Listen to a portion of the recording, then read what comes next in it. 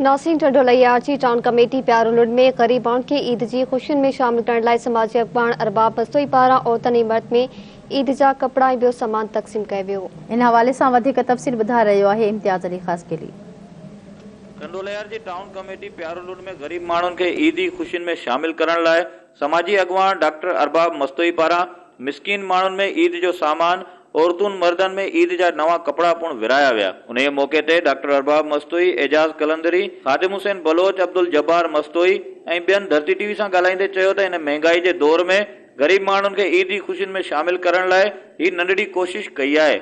जीअं त town committee प्यारोलुड में अॼु जेको आहे सो असां मस्तोई हाउस ते 1000 जे लॻभॻि गरीबनि ऐं मिस्कीननि में जेको आहे सो राशन विराइण जो प्रोग्राम तरतीब ॾिनो आहे।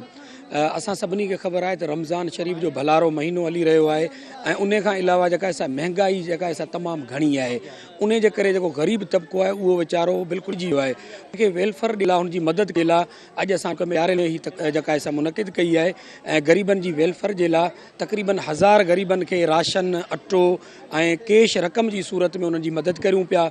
उन खां अलावा उन्हनि खे ईद जा कपिड़ा ऐं उन्हनि खां अलावा जेके नंढड़ा मासूम नियाणियूं आहिनि हुननि जे लाइ असां चूड़ियुनि जो बंदोबस्तु कयो आहे ताकी उहे नंढड़ा मासूम गुलाब जे गुलनि जहिड़ा चेहरा पंहिंजी ईद सुठे नमूने सां मल्हाए सघनि। कैश मदद कई आहे, राशन ॾिना आहे, चूड़ियूं ॾिना। असां ग़रीबनि हाल कोन्हो, असां हिनखे वेरो वधाए ऐं अॻिते हर मदद थो करे।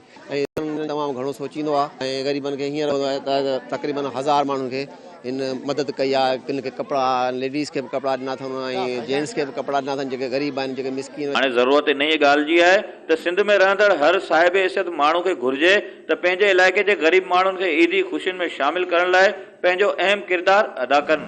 कैमरामैन गुलाम अली सां गॾु इम्तियाज़ ख़ासकेली, धरती टीवी न्यूज़, टंडोलैया।